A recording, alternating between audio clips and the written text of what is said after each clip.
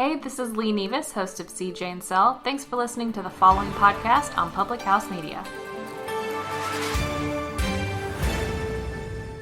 Hello, my name's Kim Meyer, host of Choose to Rise. Thanks for listening to the following broadcast on Public House Media. And when you're done with this episode, I hope you'll come check out my show, Choose to Rise, where I talk all about finding your inner strength, improving confidence, and loving who God made you to be. I bring tips and strategies and things that have helped me rise up to be my current best self, and hope that you can do the same. Every Monday, Wednesday, Friday. You can find my show on Apple Podcasts, publichousemedia.org, and choosetoriseUp.com. Make sure you subscribe so you don't miss any upcoming shows. Thanks for listening to the following broadcast on Public House Media.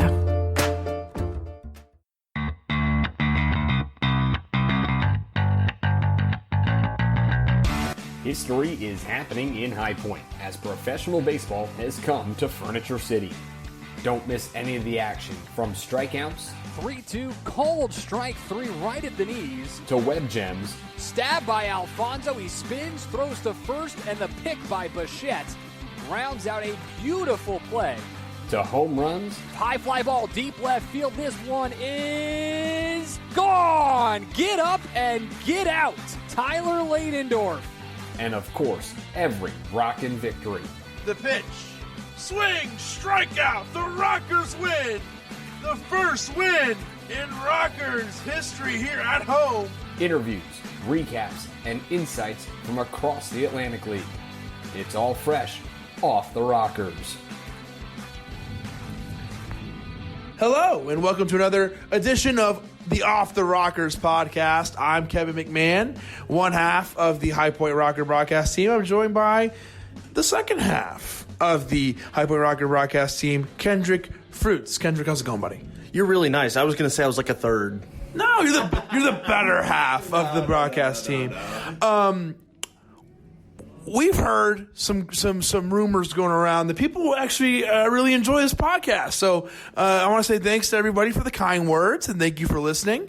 And there's easy ways to listen. Just a quick recap for you. You can subscribe on everywhere you get your podcast. So if that's, I like the Apple Podcast app. So I use that on my iPhone. If you like Spotify or anywhere else you get podcasts, all the places you know to go to find a podcast, Off the Rockers is there. So we thank you so much for listening. Subscribe. If you want to send a little review ski, that's okay too.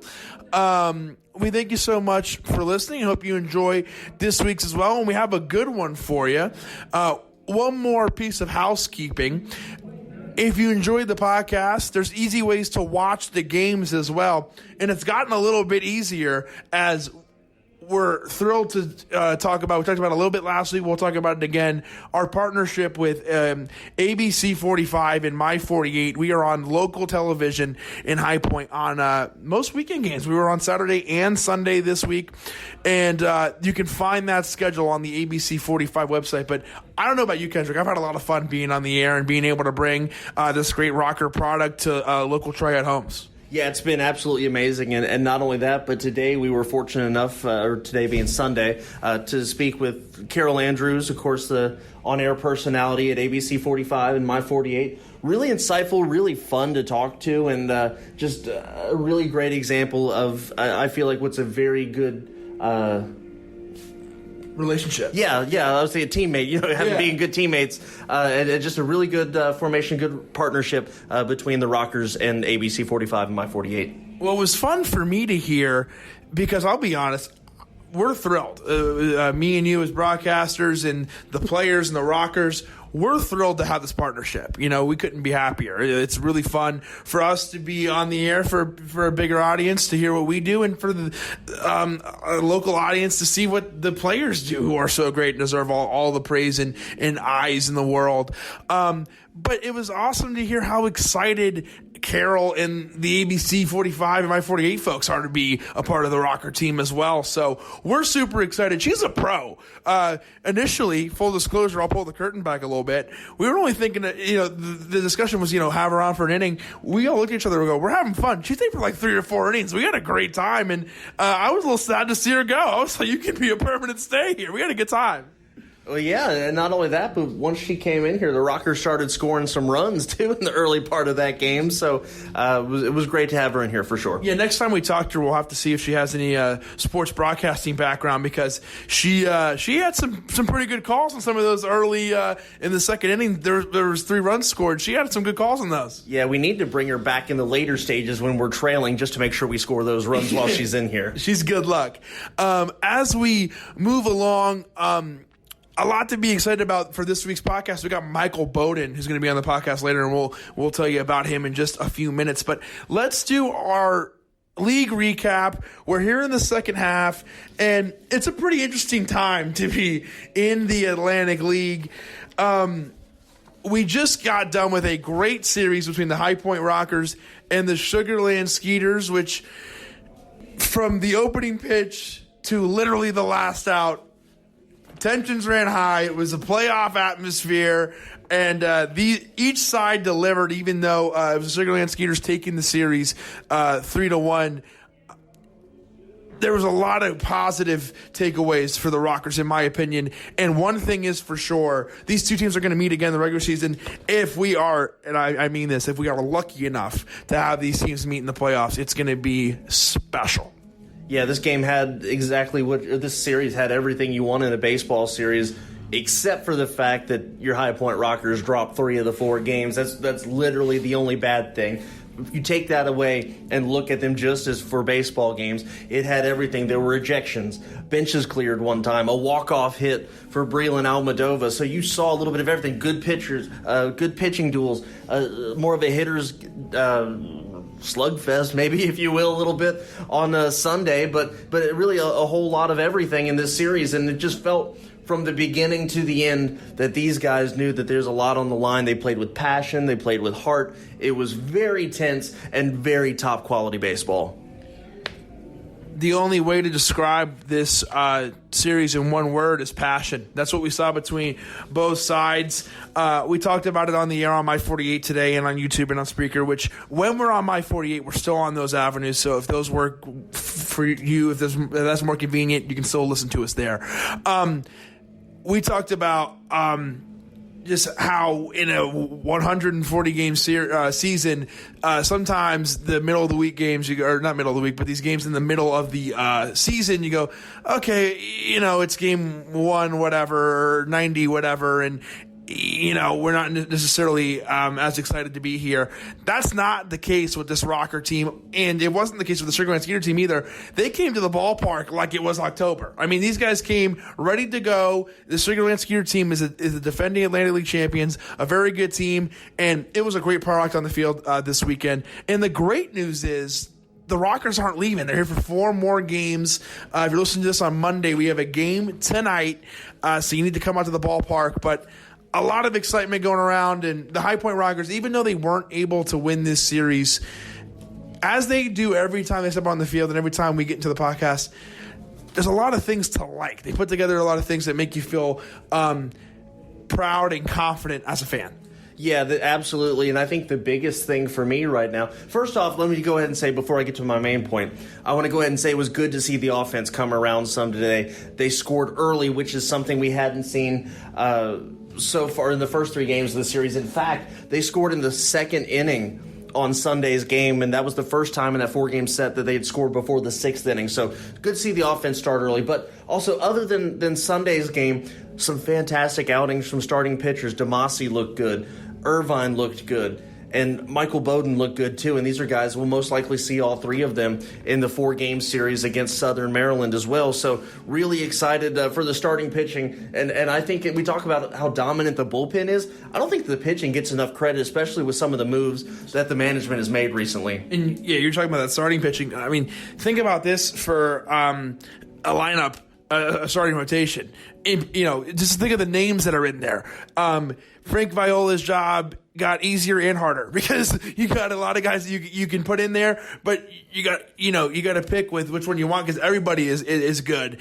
You got Dominic Demasi, you got Joe Van Meter, you got Michael Bowden, you got Lucas Irvine. Who's the other one you just mentioned? Pinnell. I didn't say. Yeah, you got Pinnell as well. So you have so many guys that you can plug in there. So like we said, the job, it gets easier because you have so many options, but it gets harder because who do you pick? But what a great spot to be in for the coaches and for this Rockers team. They're going to be able to have some good starts to look forward to. And not only that, but don't forget, too, we talked to Billy Horn yesterday, too, and he said obviously they're anticipating the return of Edwin Carl whenever that is as well. So that'll be another name you can add to the mix as well. So much fun stuff in this series. So much fun stuff coming up in the Southern Maryland series. This homestand continues, and we talked about the pitching, so let's keep going with that theme. We got to talk to the former major leaguer, Michael Bowden. One of the most fun conversations. All these conversations, it's hard to rank them that we've been lucky enough to have here on the Off the Rockers podcast. But this one was really special and really fun because Bowden, we'll be clear, sometimes we know some of the guys before they come in. Bowden just came in, so we hadn't talked to him that much. This was the first time we really even said hello to him, and he gave us a real in-depth, answered every question, was super honest, and a super fun guy and an easy guy to root for. I really enjoyed that conversation with him this week. Yeah, you said an easy guy to root for, and that's what I was about to say. You said a former major leaguer, and I'm thinking, and hopefully a future major leaguer once again. It's a guy that the way he's pitching right now, it's not going to be that long before he's getting a look again. I was just going to say the same thing. I'm like, the way he's working, if you're a Rockers fan, you hope he keeps playing well, and he might keep moving after the way he's been playing so well. One thing we need to mention before we get to the interview: the purchasing of the contract of Tyler Ladendorf. Since that news has been out for a little while, we didn't open the podcast with it, but we haven't talked to you since it's happened, so it's a good point to talk about that before we throw to the Michael Bowden interview. We do want to mention that Tyler Ladendorf has had his contract purchased. He is going to the Tampa Bay Rays organization, AAA, which if you miss him already, which of course we do, what a great player, that nicknamed the franchise for a reason. He's in Durham, so he's not very far.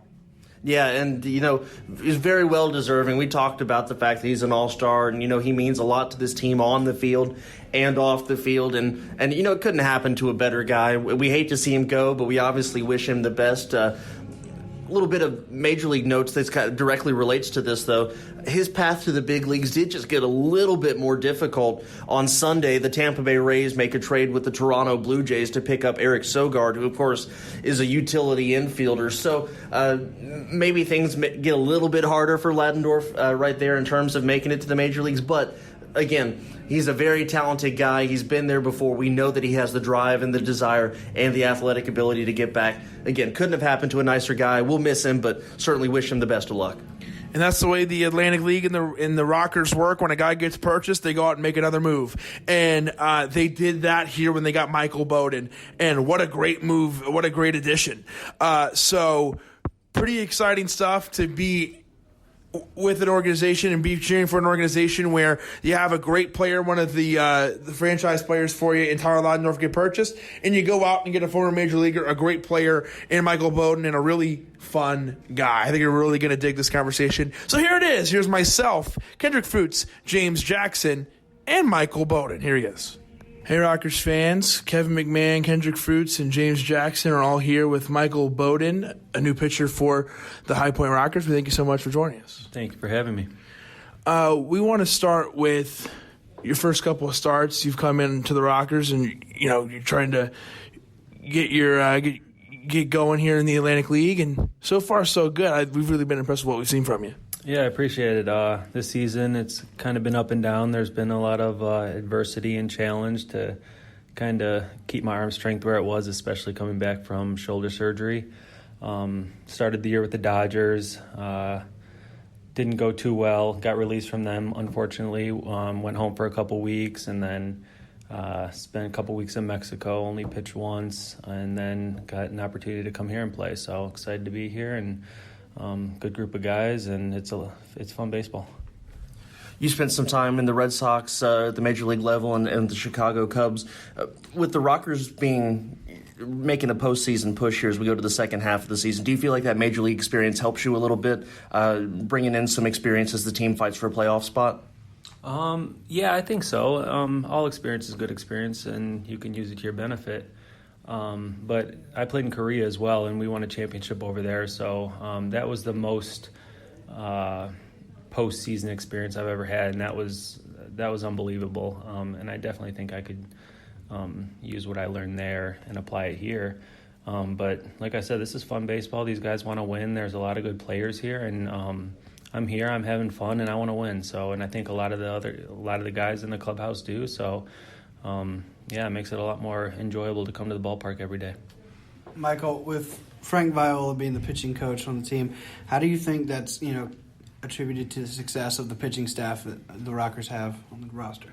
Yeah, Frank's the man. I mean, he's I don't know much about baseball, like the history of baseball. I couldn't tell you the starting lineups of major league teams. I love playing baseball. I enjoy baseball and the competition, but I don't really pay attention to it. But I know Frank Viola. I know his name. I know a lot of what he's accomplished, and it's a lot. He's a bona fide superstar. He's a big leaguer, and he knows his stuff. He's been around the game a ton. He just experience and wisdom. He's helping us all out, and he's got a lot to offer, and it's fun to hang around guys like that.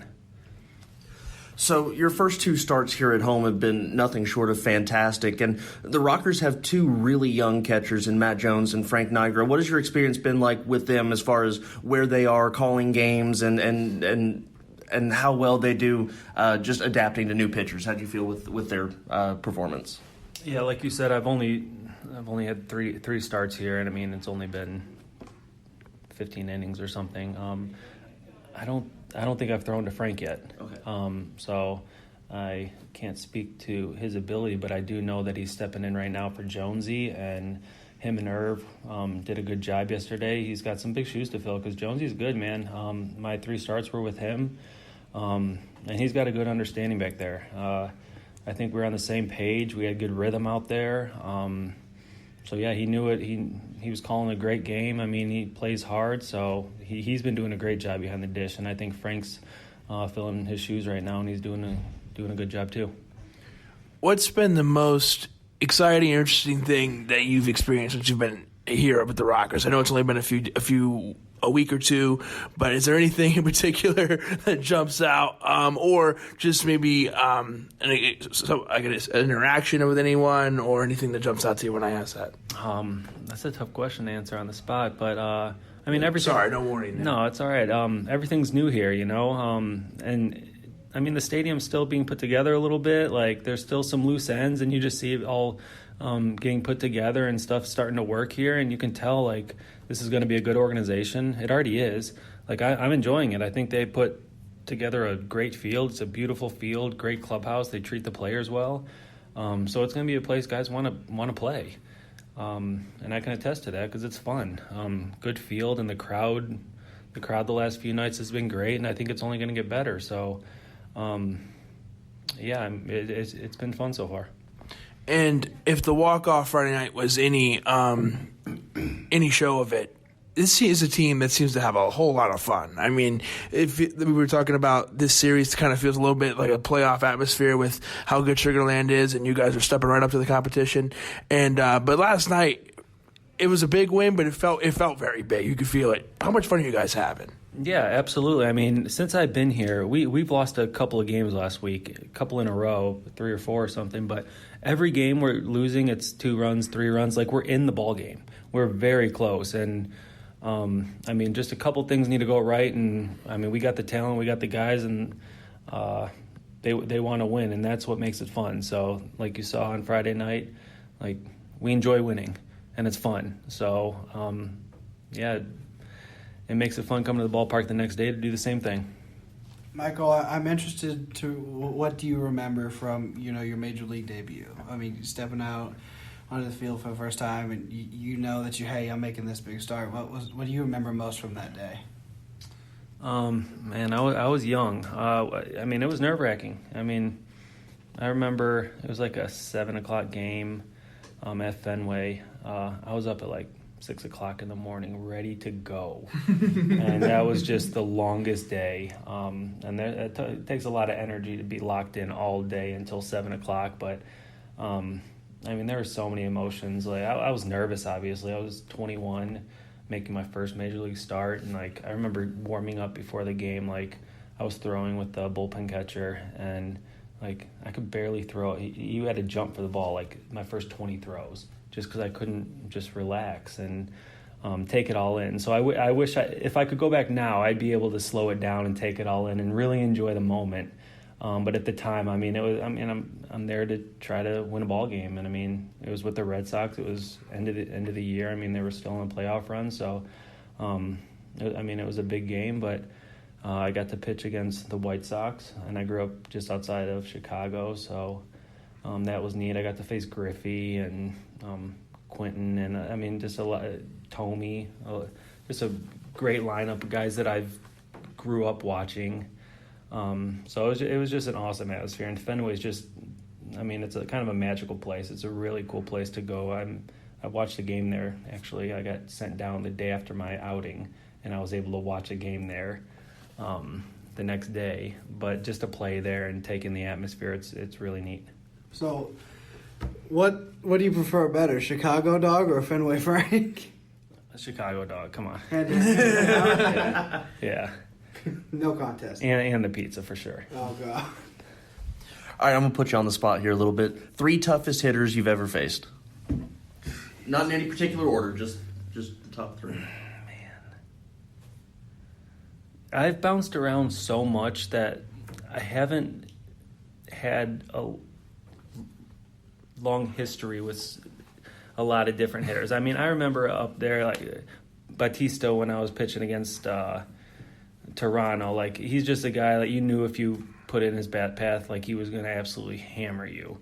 I remember pitching against Vlad, and, yeah, I throw a lot of strikes. I'm around the zone and guys that swing really hard, and, I mean, they're liable to hit me the ball a long way, so I remember when he was in the box, it's like, and I threw one so far away to Vlad, and he hit a line drive to the right fielder, and he caught it, but it was like, it had to have been 115 miles an hour off the bat. It was absolutely crushed. Yeah, I can't really think of anybody off the top of my head. I mean, they're all great hitters. When I pitch, my mindset's more I'm going to execute my pitch. Like when I pitch, I don't necessarily see the hitter. I just try to execute the pitch to the best of my ability. So my memory as far as like what they do against me and stuff, it's pretty short. So I remember pitches, every pitch that I throw. But who's hitting? Sometimes I have no idea, so. We'll switch a little bit here from the baseball and ask you some more stuff. We'll try to get to know you. Right. So let's start with, this is my favorite question to ask people. What's on your iPod? What's the music that you listen to? Do you listen to no music? What do you like to listen to? I'm not a music guy. I don't listen to a lot of music, but I do have a guilty pleasure. Like when I do listen to music and kind of want to get amped up, I listen to rap. Who do you like? I mean, I like Eminem. I just think he's really, really good at what he does, and I appreciate that. And, I mean, I like some harder stuff, too, like Kendrick Lamar. I think he's very talented, and I appreciate his style, and J. Cole. But, I mean, other than that, I mean, yeah. You're going to win a lot of North Carolina folks over with the J. Cole reference, so that was good.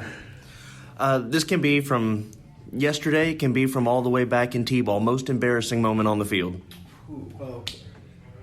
Man, let's see. All right, so my second start this year with I got sent to Double-A with the Dodgers. I gave up 9 runs in like four or 5 innings, and like 5 homers. And I was just out there helpless, and it was pretty embarrassing, yeah. But I've had plenty of games like that where you do not do what you're supposed to do. I knew that's part of baseball, but yeah, that's the most recent and most ingrained in my mind right now. So what do you recall as being one of your weirdest or most funniest locker room memories or locker room stories that we can tell? Yeah. Well, that's the thing is, so what can I tell? Anybody prank anybody? Or? Throughout my career, I mean, I could write a book, man. There's stories. It's just what can be disclosed. I don't know. I mean, we have a group of 25 guys. Almost all baseball clubhouses, they're a group of easygoing guys. They're fun guys to be around, and we spend a lot of time together.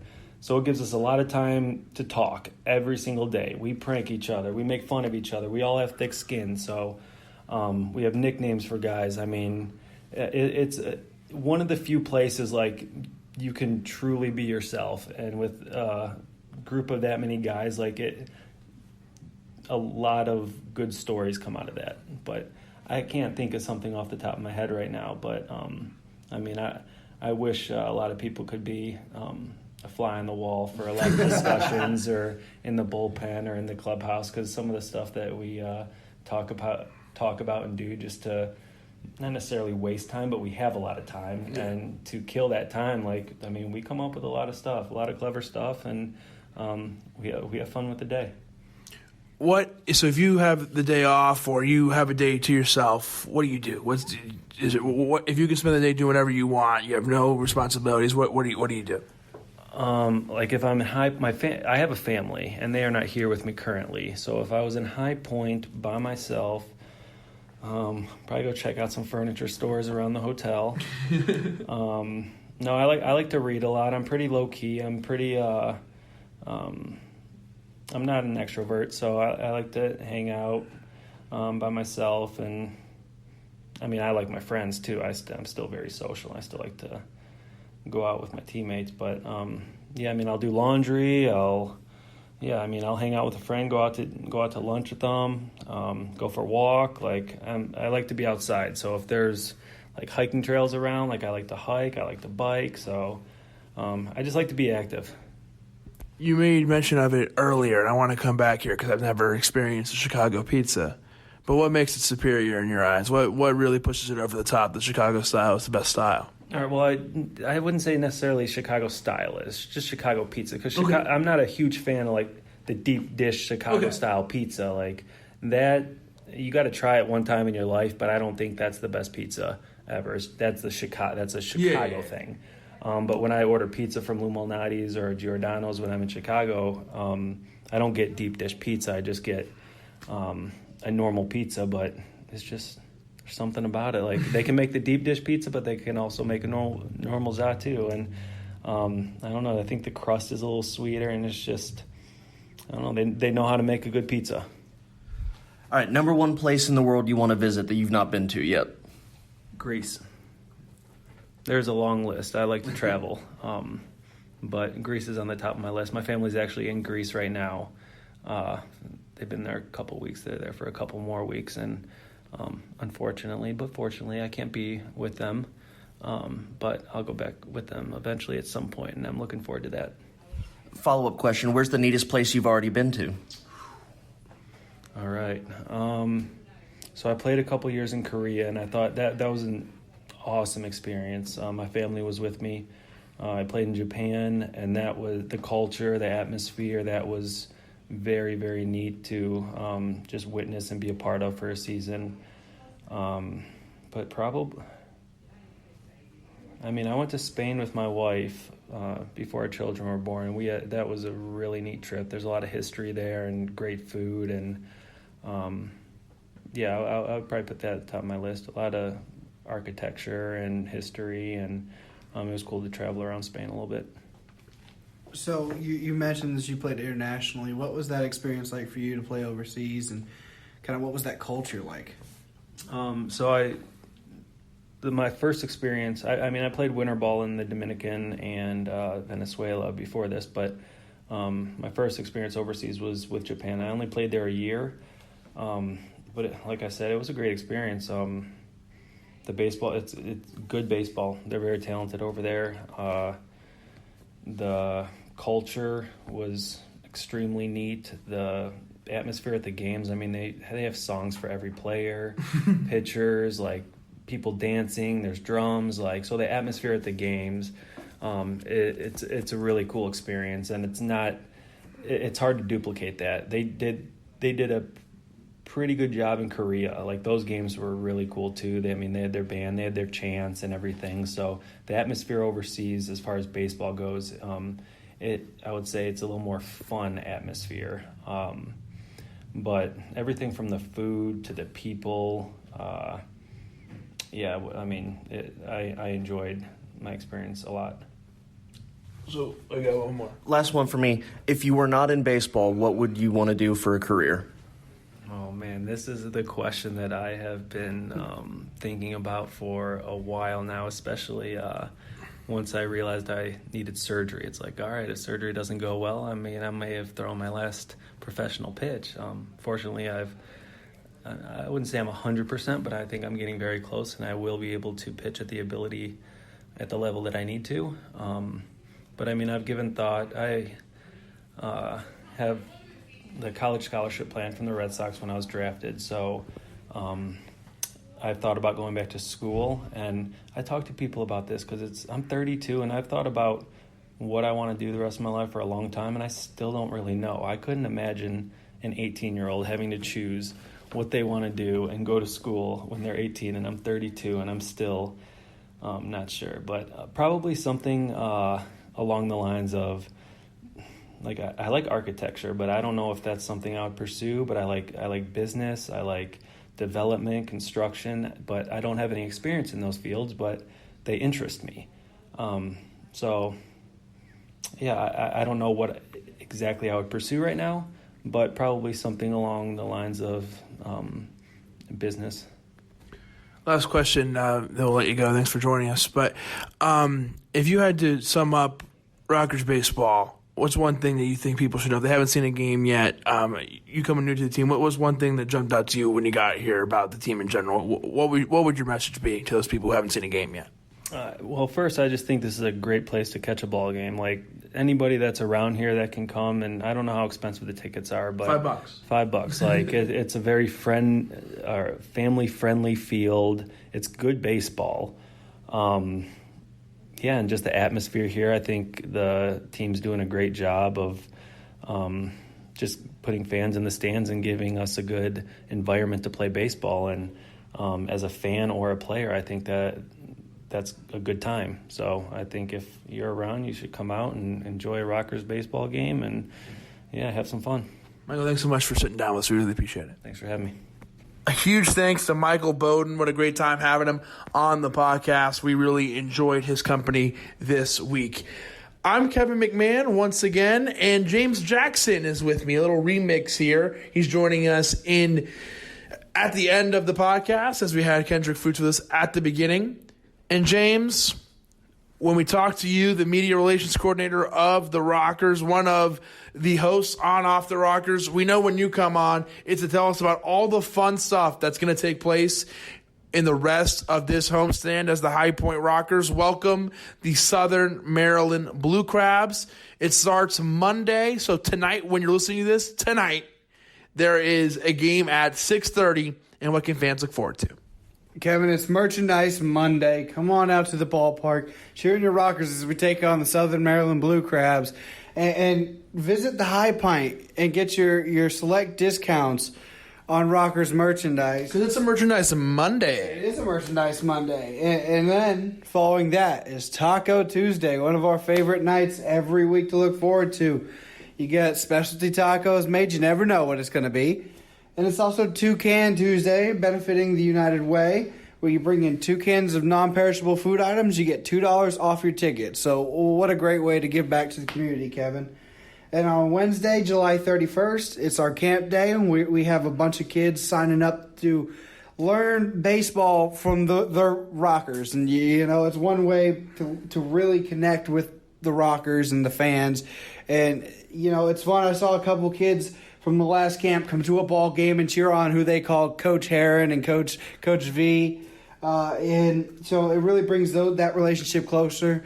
And the other thing is, when we have camp days, it's other summer camps from around the Triad area coming in and enjoying it. When the school was still in session, we had the school days, and now we have the camp days. Those are pretty fun. Those 11 a.m. starts, 11:30 starts, and they're pretty fun to see all the kids and have them out here enjoying and taking in some baseball during the day. It's fun to see. I'm not an early riser, but I struggle to get out of bed. By the time game time comes, I'm wide awake and ready to do it. Thursday night, we have Dollar Beer Night. We started this homestand off with a Dollar Beer Night. We're going to end it with a Dollar Beer Night. Kevin, I think we're going to have a rocking good time. We absolutely are. We want to see you coming out to the games, and you can do that first starting tonight when you hear this on Monday, July 29th, 6:30 start Monday and Tuesday. Wednesday, it's an 11 a.m. start for the camp day, and then we end it on Thursday at 6:30 with them dollar beers. You already know what it is. It's going to be a good time. It always is, and the Rockers take on the Southern Maryland Blue Crabs. This homestand has featured 2 Freedom Division teams. Your Rockers are very close in the Liberty Division when you look at the standings. In the second half, this one is going to come down to the wire. Coming into today's game, they were a half game back, so it feels like it's just going to be close for the rest of the way, James. It is honestly going to be close, and we're not starting off the like we were when we ended the first half. We're not as red hot as we were. We're trying to put. That's baseball. It comes and goes. Yeah, and we're just looking to get back on our winning ways.